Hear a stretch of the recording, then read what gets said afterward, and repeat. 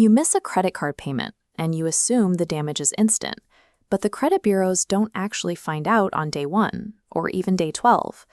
Lenders generally don't report a missed payment until you are a full 30 days past due. If you find the money on week 3, as far as your credit score is concerned, it never happened. Contrast that 30-day cushion with a car loan. In many states, the exact second you default on an auto loan, the lender can legally bypass the courts, walk onto your property, and take the vehicle back. You head out for work the next morning, and your driveway is just empty. This reveals a backward reality about how collections actually work. The bills that scream the loudest in your mailbox usually have the least legal power over you, while the quietest debts can dismantle your life overnight. When you're completely broke, your brain doesn't care about legal distinctions. It starts inventing entirely fictional endings to the story. A sheriff pounding on your door at 6 a.m., or a jail cell waiting with your name on it. That mental panic drives a very specific behavioral mistake. People will drain their last bit of emergency savings or skip buying groceries just to silence whichever collection agency is calling them the most often that week. Giving your last dollar to the angriest voice on the phone leaves you completely defenseless against the debts that can actually pull the floor out from under you. To survive a financial crisis, you have to realize that not all debt plays by the same rules. Every bill you owe falls into one of 3 completely different buckets. How dangerous a debt is depends entirely on the bucket it sits in, not how much money you owe. The first bucket is unsecured debt, credit cards and medical bills, backed by nothing but your promise to pay. The second is secured debt, where you handed the bank a physical asset, like a car or a house, that they are legally allowed to physically reclaim. And then there is government debt, things like taxes and federal student loans. These operate under a completely separate, heavily overpowered rulebook that would be illegal for a private company to use. Navigating your way out of a hole requires a strict shift in focus. You have to learn to ignore the aggressive tactics of the unsecured bucket and respect the silent legal power of the other 2. Let's look at the timeline of an unsecured credit card. You miss a payment and you get a late fee.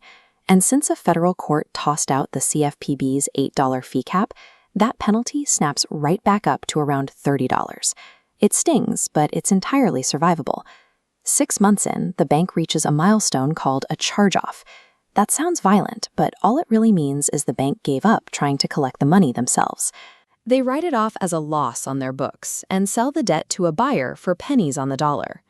That new buyer will send threatening letters, but they hit a hard legal wall. There are no debtors' prisons in America. We scrapped those in the 1830s. No one goes to jail over a visa bill, and any collector who implies otherwise is actively committing a crime.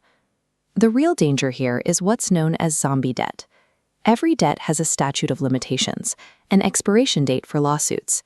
But if you make even a tiny $20 good faith payment on an old account, you reset the clock to 0, bringing a legally dead lawsuit back to life. Without a lawsuit, unsecured debt is slow, highly negotiable, and effectively toothless. Their strongest weapon is just filling your mailbox with red ink. Secured debt operates on an entirely different clock. If a lender repossesses your car, they will often take it to auction and sell it at a massive loss. Then they bill you for the deficiency balance, meaning you are legally on the hook to pay for the exact loss they chose to take, on a car you no longer drive. But the government requires no judge, no warning, and no lawsuit to take action.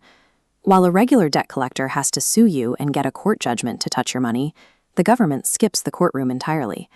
Under federal law, the Department of Education can mail a single letter to your employer and instantly garnish up to 15% of your disposable pay. They can also seize your tax refund straight out of the Treasury. Then there's the IRS. The math here severely punishes silence. The penalty for not paying your taxes is 0.5% a month. The penalty for not filing your taxes is a staggering 5% a month. Hiding from the IRS multiplies your financial pain by 10. Let that tax balance climb high enough, and the IRS deploys its ultimate leverage. They can instruct the State Department to revoke your passport entirely.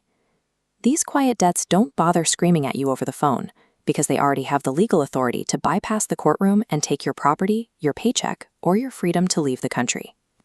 So what do you do when there isn't enough money to go around? You perform financial triage. You give yourself permission to look at your bills and strategically ignore the loudest ones to protect your actual survival.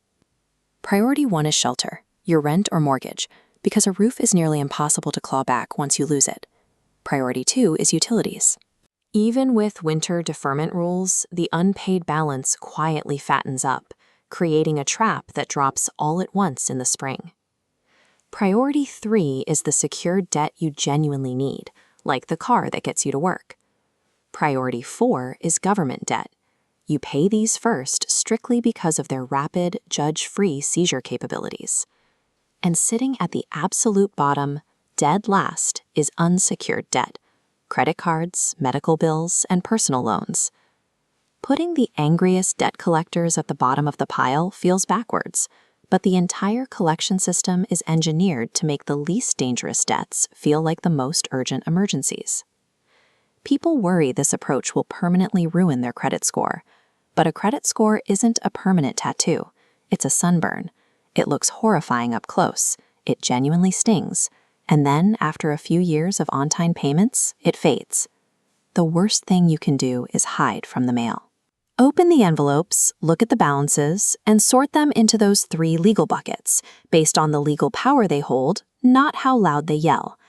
Not paying your bills is a terrifying concept until you understand the mechanics behind it.